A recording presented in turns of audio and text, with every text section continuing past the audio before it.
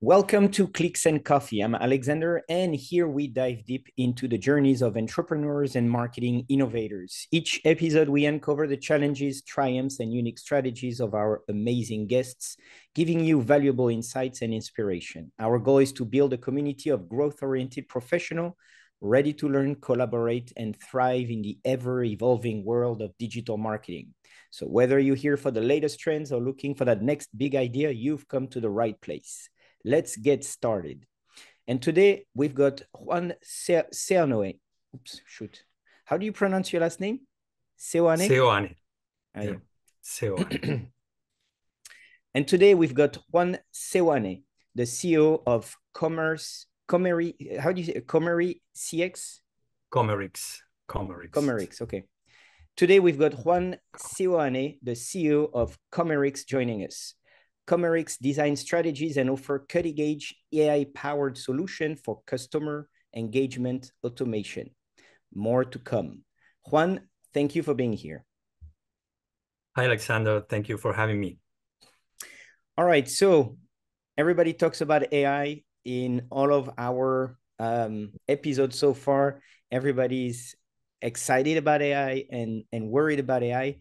How did you start your career and how did you get where you are today? Can you tell us a little bit more about your experience and how you got here today doing AI? Sure, absolutely.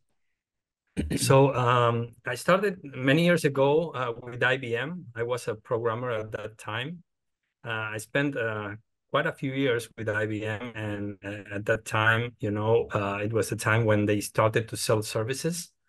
And so I moved my career from being a programmer into being a project manager. And then, I took off in the corporate career, I would say, and started being a manager. And I also worked for several technology and consulting companies, multinational companies. For more than 15 years, I hold top management positions until 2021 that I started on my own business. I felt that it was the right time to connect back with my professional interests, and I was motivated to start doing things around AI. And a couple of years ago, I formed Commericx, where we use platforms based on AI to automate customer journeys. Okay, and so how did you get that idea? So I know that a lot of people are talking about AI, but what specifically do you use AI for? Like, what is the type of AI do you implement for your customer, and how complicated is it to do that, and what does it help them with? Sure. So AI has been around for many, many years, right? So, but since I would say 2022, that OpenAI announced ChatGPT, AI took off in a massive way. So last year, 2023, was a year where a lot of companies started adopting AI in a massive way. And I would say that probably most of the companies, prospects I'm talking with, probably 9 out of 10 or 10 out of 10 are trying to use AI in a way, are trying to experiment. It's still in an experimental, I would say, place, but it's taking off quite soon. And, it's taking off quite fast, I would say.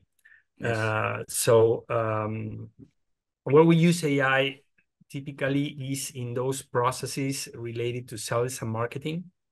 Mm-hmm. However, you can also use AI in development, in R&D, and in other places, right? But what changed here with the generative AI is the fact that now generative AI is helping more in those places, in customer operations, in sales, and in development. Whereas in the past, different techniques of AI were probably helping, logistics and finance. So things change a little bit, right? And now you see AI everywhere. There's a lot of confusion as well in terms of AI, how we can use it. So we are trying to help our customers, build their journeys using AI, because there's a lot of opportunities, but there's also some risks that you need to be aware of. And that's where we, play a part, helping them establish a roadmap and identifying the platforms that they can adopt, or also identifying those initiatives that they can develop on their own or using a third party. So it's really the idea is to help customer choose the correct solution and then implement it, and then also make sure that it works for Absolutely. their use case. Absolutely. Yes, So, because there you was can a lot have a of lot of jokes great of ideas, but yeah, you saw that those people like using chatbots from ChatGPT for their business, but the people who implemented them didn't kind of gate them. So somebody was like making fun and asking like recipes on this chatbot of like a car company or something like that, and that was pretty funny. So in terms of that, there's a lot of expectations around generative AI, and there are people using generative AI in different ways, but there are also some risks associated to that, and you need to be really aware of the risks, the benefits, and also the downfalls, right? In terms of latency, so because your customers are not going to be waiting more than 1 or 2 seconds for an answer, right? So you need to tune the solutions in order to be performant. In terms of security as well, because there may be private information going back and forth, and you need to make sure that you manage that information properly. Also, in terms of solutions that you can find around and how you adopt them, and as you said, you make them work in a correct way for your use case. So first, you need to identify your use case, and then you need to also make sure that it's worth implementing a solution. In other words, making a business case that's going to pay off, and then you need to implement it. And you may have a lot of good ideas, but at the end of the day, things need to be implemented, and that's where you need to make sure that things are done correctly in order to go live and provide a good service. Okay, so it's really I would say it's like it's a not a long journey, but it's really in details when you go about people. So people come to you and say like, I want to implement AI, but it's like, okay, hold on a minute.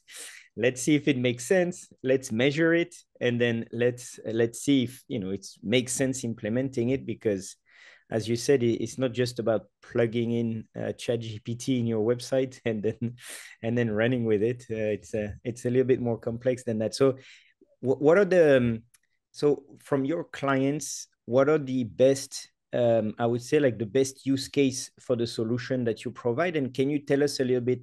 Maybe give us a little example of, I would say, your latest implementation and how it's helping that business. Yes, absolutely.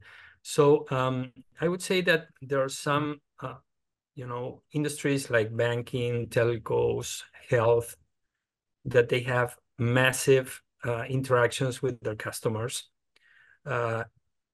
On the customer support side, as well as on the, sales side, where I would say those use cases are typically well fit for the use of an virtual assistant with AI.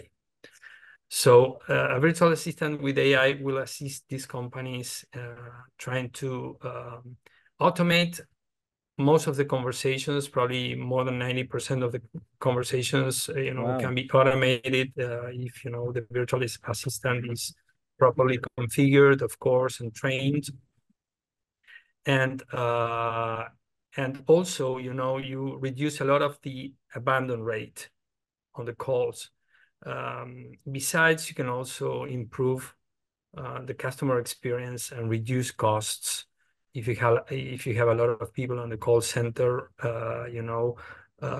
trying to get all the calls, and you have a high volume of calls, probably those are the scenarios where these solutions better fit. Oh, yeah, it's true. I heard about a Klarna, which is the buy now pay later company that they replaced, I think, most of the agents of, like, the for the basic, I would say, requests, and that helped them save 40 million, I think, in costs, and then and then increase the like the satisfaction and resolution rate by, I don't remember, like a crazy percentage, and all was done through AI, which I find to be kind of mind blowing, that you can solve people's problem, and everybody has like a little bit of different, and everybody thing, and you still manage to do that. Yes, I would say that probably expectations are that AI is going to replace around 60% of the work, right? However, that doesn't mean that 60% of the people are going to be replaced by AI, because probably that 60% is spread around activities, that people do. So maybe, of course, I use AI on my daily work, and probably I'm doing 30% of my work using AI, or could be replaced, but there's still a big portion of the work that I need to do manually. So these metrics do not translate directly into, how many people you will, reduce, because it's also a little bit of a sad story, right? We're going to be replaced by AI, which I think, it may happen in the long run.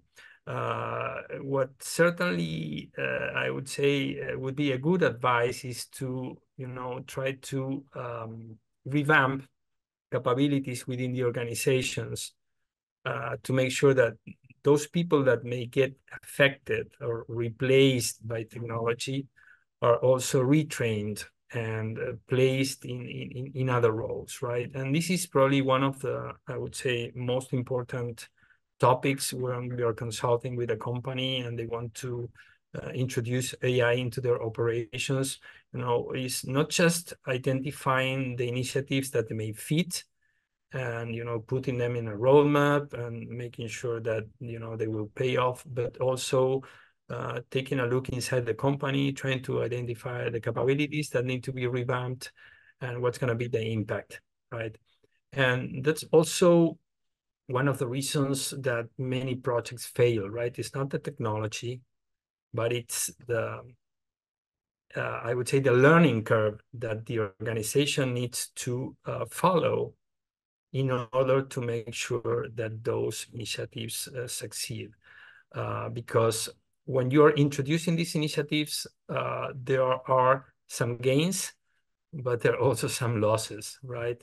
So we tend to put emphasis on the gains, but sometimes we forget about the losses, right? People who will be losing skills, for instance, or people who may be losing their jobs, right?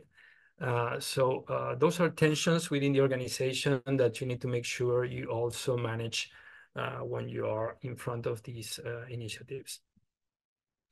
And so, we were talking about making a business case about using AI. So typically, when potential client comes to you for that, what are the first steps? What are the first thing, I would say, do you look at their business before telling them, okay, let's use AI in your system? Because I know we were talking about also everything that is engagement with customer, with the client's customer, before going through that whole AI automation thing, right? Right. Yes.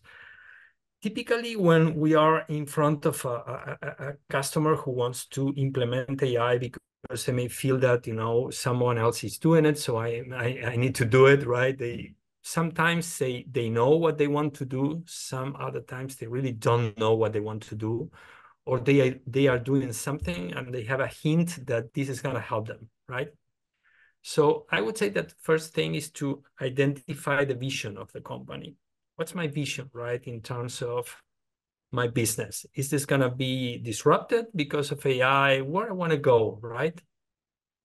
And having that at the top of the map, right? We need to work with them to identify initiatives that are going to be related to that vision and are going to move them into the next step, right? And there are some external forces, maybe changing the industry, right? Let's say, for instance, as you said recently, the services industry, very intensive in terms of people. Something needs to be done, right? Because that's going to change in the short term. So how do we do that, right? How do we improve? How do we adopt AI in a way that we can provide better services at a better price? So once you identify those initiatives that need to be related to that vision, and once you also identify the external forces, you also need to take a look into your internal capabilities. Do we have capabilities to do this? What are the capabilities that we have? How can we start, right? Because it's very risky to start with a customer-facing application if you have never done this before. So a good idea would be to pilot this internally, right? Having some sort of AI for your own workforce. And once you feel comfortable that you have the right capabilities, you identify the right initiatives, then you start rolling out little initiatives and measuring them in order to make sure that those initiatives are bringing back the value that you defined as your vision. That's how we do it typically. No, it's a pretty intense process. And do you also use AI for so because this, it seems to me that it's more of live conversation, like chats or calls, even, because I know that we now have also the possibility of having a voice AI, and like really like virtual, as you know, as you said, virtual assistant answering the phone, but it's AI. Do you also use or implement AI for your customer for like SMS, emails, conversation? So what we do is with Commericx is we try to identify some platforms that were out there in the market, probably in mature markets like Europe or the US, that have a good product market fit in Latin America, that they were also rooted on AI capabilities, and also that do have a good commercial fit in terms of the price, and also that they were not already present in the market, right? Or they were just starting. And we work with those platforms. One of them is helping us to do marketing automation around SMS, around email. So we run some marketing campaigns for our customers that want to grow organically using email, using SMS. Another important channel in Latin America, as you may know, is WhatsApp. So these tools also connect with WhatsApp. You can do outbound campaigns, email marketing campaigns. And we also use platforms to automate interactions in a conversational way. Those are typically referred as to chatbots, but chatbots do not have a good reputation. So I don't like to use the word chatbots, because the platforms that we use are really on the high end in terms of AI, and they can really provide very precise and accurate responses 90% of the times, right? So they're a little bit more than the typical chatbot that we are used to see on the market. They're well suited for banking, telcos, e-commerce, where there's a lot of conversations back and forth between customers. either around customer support or around marketing and sales. And those are the spaces where we tend to live, right? Those are the spaces within the customer engagement arena where Commericx, specializes. What do you estimate the amount of people today in, I would say, e-commerce or digital services using AI to help, I would say, interaction with clients on a daily basis? There are a lot of companies, already implementing chatbots, right? In the e-commerce space. However, I would say that there's more focus on the channels that they use, that on the intelligence of the AI assistant.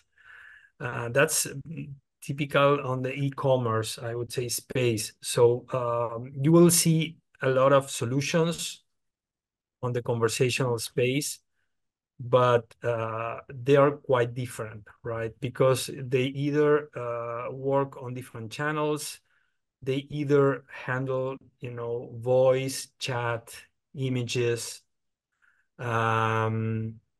So it's really kind of very difficult for a company out there to really choose the right solution for them. And that's where, Commericx comes in place, trying to help them identify what's the best solution for their business in order to adopt something that perfectly fits their needs. So as I said, there are many companies out there. Some of them are already using some sort of conversational solution. However, in the conversational space, there's a wide range of solutions from the low end to the high end with different features and different functionalities, and also different prices. And what is like the most important thing for any companies that want to implement AI? Like, what is the most important thing that you look at the first thing, without talking about budget, without talking about anything? Like, what is the main thing that you look at? Companies, okay, show me this, and I'll tell you if I can do AI in your business. Or like, if we don't have that, then like it's not even worth it. That's a good question. I will try not to talk about budget, but we learned a lot last year because we went out there and said, hey, everyone needs a chatbot or a virtual assistant, and that was not the case. And it was a very particular year, 2023, because there was a lot of interest around generative AI and what can generative AI do for their business, right? So we had a lot of prospects and a lot of calls and a lot of demos. However, we did not convert a high quantity of them. And we learned also that that was due to the fact that even though there's a lot of interest in those kind of solutions, sometimes, the companies, our customers, don't do the job of identifying the use case and measuring the impact, the benefits, and the risks associated with that. So we realized that even though we thought that we did a good job, our customers were not doing their job of identifying the real use case that was really hurting them, the real pain point, measuring the pain point, how much this is worth it, right? Am I losing opportunities in sales? Can I provide a better service? Am I missing calls because, typically I pick up the phone between 9 and 5, and probably a guy out there trying to buy something from my company is, needing an answer, after work time, right, at 6 p.m., 7 p.m., even a Saturday or Sunday, and I can't provide that service. These companies probably have a nice form. They send them to the form. The prospect fills out the form, and at some point in time, they're going to answer, but that's not, a good customer experience, right? Customers, we expect immediate answer. So I would say that probably the first thing that you need to look at if you want to implement these solutions is at your use case, and not just look at that, but measure the impact, the cost of the opportunity, and then you're ready, right? And I'm sure there are many use cases within the companies that really fit well for one of these solutions, but there are also other initiatives, ideas that will not pay off, and that we need to make sure that we identify those at the beginning and we don't pay attention, so we don't deviate our efforts in any of those initiatives. So it's really having a clear vision of what you want to do with AI in your business, and not just say, I want AI in my business. I want AI in my business for this particular type. And then I guess after that, you can say, okay, maybe now that worked, let's try to move it to that part of the business. Exactly. That's how it works, because, there may be other things that you need to look at, right? Like your own capabilities, or the platform that you're choosing, or the vendors that will support you to implement and go through that journey. But before that, you need to do your own homework, right? And say, hey, listen, this is where we want to go as a company, and these are the initiatives, and this is how we're going to sequence the initiatives, and this is the benefit that we're going to get from these initiatives. Once you have that, then you move to the next stage, which is more, I would say, technological driven stage, where you need to choose the platform, or you need to choose the right vendor, where you need to assess your own capabilities, you need to create your own roadmap. And you were talking about measurements, and us being a digital marketing agency, we love data and we love measuring. Could you give me without naming the company or anything, but what did you measure, or like, what's it like one of your latest implementation? What did you guys measure, and what was the lift, after implementing the solution, and like what specific KPIs you were using to measure that success? Sure.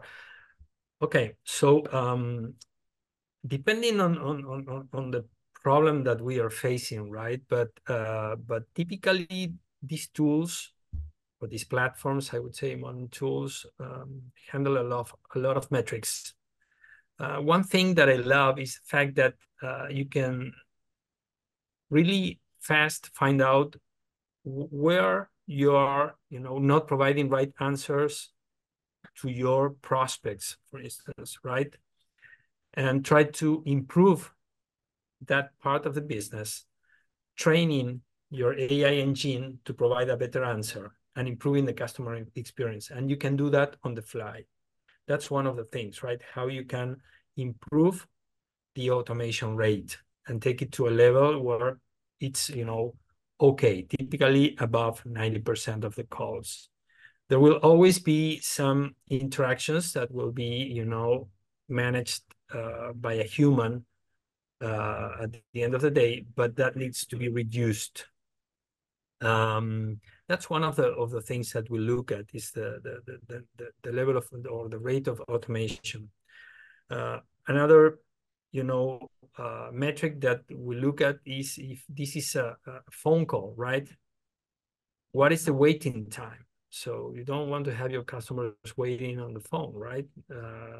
Then how you can improve that, providing a fast answer, or taking out information in order to get back to them quite fast. That would be another measure in terms of the solutions around virtual assistants or AI. When we are talking about helping our customers with marketing automation, as you may know, there are other metrics, right? Like deliverability is one of the important metrics, probably the most important metrics. You need to make sure, if you're going to massively communicate to your audience out there, that you really deliver the messages, right? If you have a customer base of 500K contacts and you need to send out those emails, SMS, WhatsApps, it's not trivial to have a high deliverability rate, which is typically above 99%. Then there are other metrics like open rate, click-through rate, conversions, right, etc. And those would be, I would say, typical metrics for the marketing automation campaigns that we run mainly for e-commerce customers in Latin America, helping them to improve the conversions in an organical way. And so, for example, when on the first part of your response, you were talking about waiting time. How much reduction did you see on for example, on one of your clients from where they were before the automation and where they are today with the automation? Because I Well, think that's one of the biggest one, because one of the things that I hate is no matter which company you call and you say like, can I speak to an agent, because they only have 5 options or 3 options available on the menu. You're like, that's none of them. I need to speak to someone, and then you wait like 30 minutes. And sometimes I feel like they're doing it on purpose so you don't talk to anybody. Yeah, absolutely. And let's question ourselves why we need to talk to an agent, right? And I would say that we want to talk to an agent because we're not getting the right answer, or we're not getting it fast, right? So that's the root of the problem that these solutions really typically solve, right? You need to provide precise solutions, and you need to do it fast. And that's not so easy. It's easy to say, but not easy to configure. But these solutions can do it. So it's not just replying fast, because a lot of chatbots, will reply you immediately, but maybe they will not give you the right answer. So then you end up saying, hey, listen, I want to talk to an agent, right?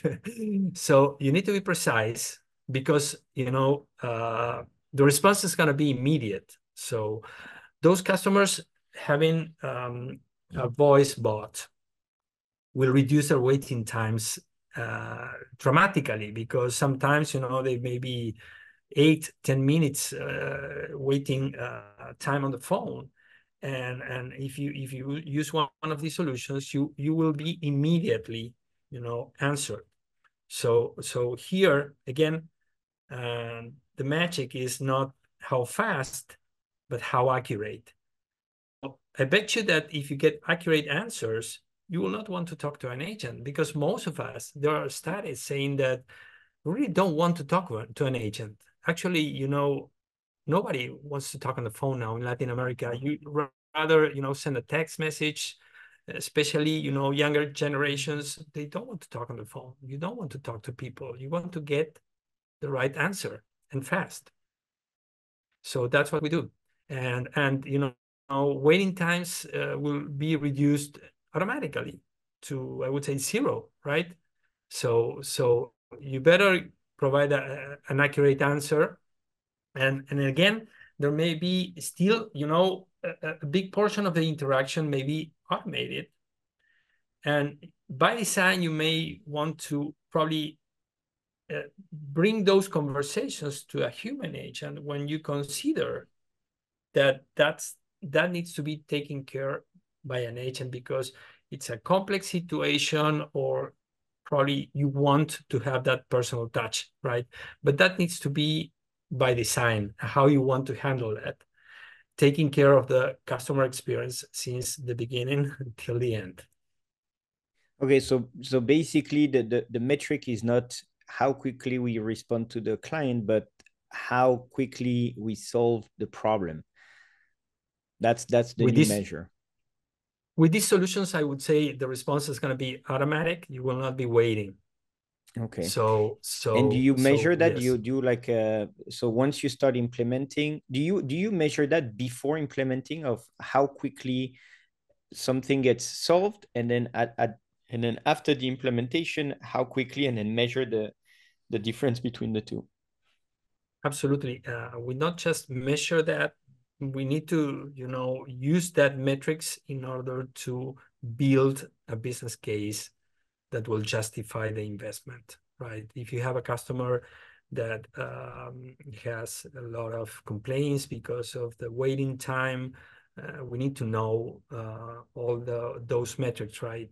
Waiting time, volume of calls, what kind of calls they have, in order to make sure that we combine all that information and also provide a viable solution, not from a technical perspective, but also from a financial perspective to their problem. And so now I'm going to get into the more secret question, but like how much does it cost if you want to implement something like that? A ballpark of like what should people be ready to. No, but it's important because a lot of the time we say, oh yeah, you have a lot of solution that say, oh yeah, we're going to implement for $10 a month, and then you realize that's like that just doesn't work. So it seems that like you have a good grasp on how to make it successful and how to make it efficient. What is the investment that people should look at if they really want to have a true solution that really works and that truly solve, as you said, a use case? So again, it depends on the problem you want to solve. Then you choose the technology that better fits your situation, right? And there's some technologies that are fairly cheap out there because you don't need a lot of intelligence behind that, but you need to probably be present on channels like social media, WhatsApp, which, as I said, it's probably one So of you're the talking about most... like auto response in somebody leaves a message on the Facebook page and you have automations for that. Exactly. And there that's are fairly cheap. fairly cheap solutions in order to do that, right? Typically for e-commerce, businesses. But when you move into more sophisticated scenarios like banking and telcos, health, where the precision of the answers is quite important because you're moving money from one account to another account, right, at this moment. So the level of AI or the level of sophistication that you need to use is quite different, right? So as I said before, there are many, many solutions out there, and they are quite different. Those solutions typically, or the cost of those solutions, is based on the number of interactions. So the more interactions you have, the more expensive it's going to get.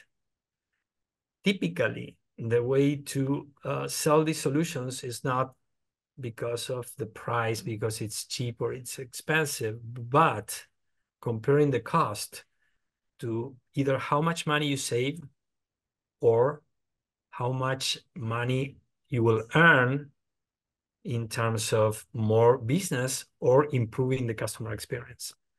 Because they could get also quite expensive, right?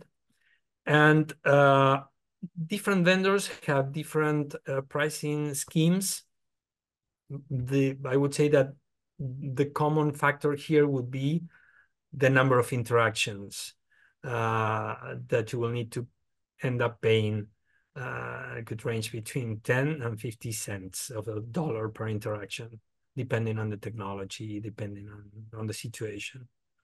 And also important to mention is that you will need to implement these solutions, and you will have an implementation cost, right? And then you will have an operations cost, that making sure that you monitor your solution, that your solution is providing the right answers, that you're tuning your solutions to improve the automation rate, that you're implementing new use cases, you're adding content, or you're adding knowledge to the solution and training it. And some companies do that on their own. Sorry about that. I accidentally touched my my video button. And some other companies rely on third parties like Commericx to implement and operate these solutions. And that's also a cost that you need to factor in when you are willing to adopt any of these solutions. But let's say for example, we have an e-commerce business that sells beauty products and that does about 10 million in sales. So let's say that's maybe 5,000 sales per month.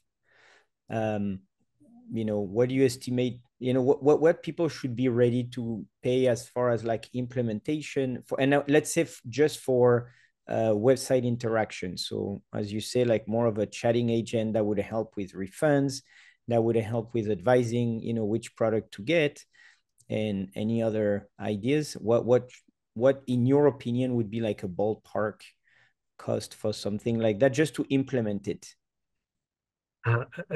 That's a very difficult answer, Okay. for me to provide, because again, it will range on the level of sophistication that e-commerce needs to adopt. I have seen really quick and dirty solutions, right, to be present on a channel, as I said, and probably that could be a couple of $100s, right?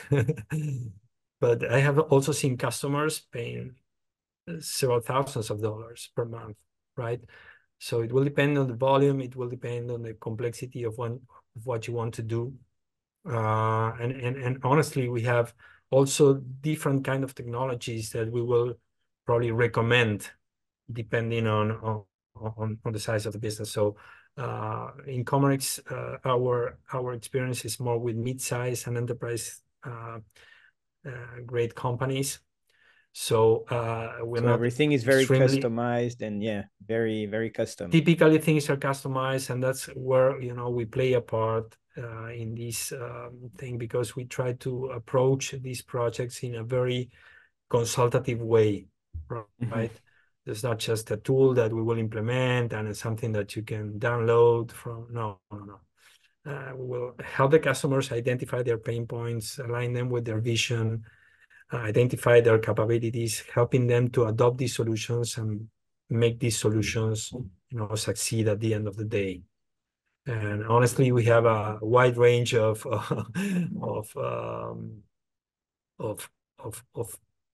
sophistication in terms of our implementation. So it's a hard answer to give. Okay, I'm just trying, to see so that way our listeners can kind of have a ballpark of getting started. But it sounds to me that maybe the first step is to use those cheaper tools just to kind of get accustomed to how things are working, and then use them, as you said, a small use case to be able to test and see how it functions and how you can tweak it, and then how you can really implement it on a wider scale in your business. I would say it this way.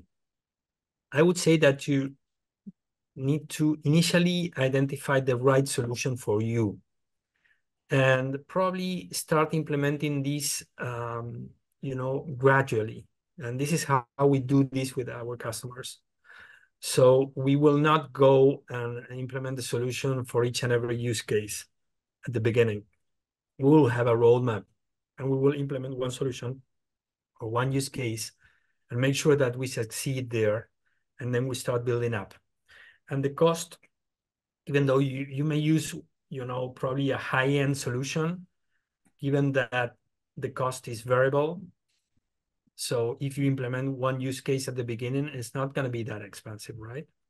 At the end of the day, if you end up implementing, all of your interactions using the tool, and you have hundreds of thousands of interactions per month, probably you will be end up paying, more money. But the secret would be to choose the right platform since the beginning, and have the right roadmap to implement probably an MVP at the beginning, and take it from there, growing and growing, right? In an organic way. All right. No, it totally makes sense. So, um, do you have a little secret on that you would like to share with our listeners on AI? A little something that, like, that other people don't and that you're willing to share. Well, I don't think I know something that somebody else doesn't know, honestly. It's very difficult, right? We think that we have a clear idea as to how to adopt technology, right? Reducing or trying to mitigate the risks of doing so. Because as I said, there is a lot of expectations and a lot of confusion out there in terms of AI, how they can use it to improve the results. And I think that's where we thrive, right? Trying to help these customers adopt these technologies. And there may be different scenarios, right? We see customers that they have no idea as to what are the benefits, or how they can implement an AI solution, or even if they need to implement an AI solution. But we also have customers that have already started, some MVPs with AI, probably a couple of years ago or even more. They have already built some capabilities, but they are not sure how to scale that, right? And we help them trying to identify those paths. What I would say is that there's a lot of things going on, a lot of confusion. Everybody's talking about AI. Nobody knows everything, right? And AI is a really broad, I would say, space. My educational background comes from computer sciences, so I actually I started, and probably when I was studying, I was also doing AI several years ago, right? Because it's not something new, but it's quite different. And actually, if you're talking AI today, it's quite different than the AI that we would be talking two years ago. So maybe where we are now investing in Commericx, because we think it's going to be the next step for not just for us, but for the companies that we are trying to assist, is AI agents, right? AI agents is not something new, but it got some, let's say, popularity probably in 2023. So it's fairly new. These agents are entities that can perform tasks based on objectives that you give them, like a person, but it's not, of course, a person. They are algorithms, and they have the capability to interact with different LLMs, large language models out there, open source or commercial models. They can prioritize tasks, right? And make decisions. So there's a lot of hype around that at this moment, and it's new. And I think this is gonna change a lot the way in which even we do business in the following years, because there's gonna be a lot of innovation around marketing and sales, as well as in other areas, right? Okay. And so those agents are kind of like a middleware between the LLMs and then the customer. You can use agents, to face your customer, for customer facing tasks, like, for instance, a bot, right? A conversational bot. You could build an AI agent to be conversational with your customers, but you can also build AI agents to perform, internal tasks, like, for instance, and we are at this moment experimenting, with an AI agent to do some sort of internal investigation on some key accounts that we want to target, and investigate key contacts within those accounts, and probably building some strategies to reach out to them in a very insightful way. But you could also use AI agents in your company, for instance, if you're a service company for collections, right? So it depends on the use case, but imagine of an entity that could perform almost like a human at this point in time. And I think it will get better and better as precision of the LLMs and the tools out there to build them get more massive and more open. That's pretty crazy. I didn't I didn't imagine that was feasible. All right, cool. And is there a tool that is part of your daily routine that you cannot do without, that like you would be lost if you didn't have that tool or app or something? Many tools. we use tools because we are 100% digital. Many times we are remote, so we are constantly using tools, of course, right? What would be one on... that would be like your, I would say, like your favorite that you cannot do without? Yeah, well, depends on what we are doing, right? If we are prospecting, selling, of course we'll use email.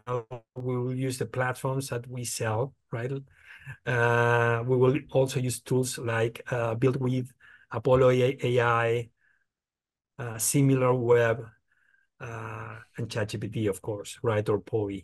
Those are tools that we use when we are prospecting.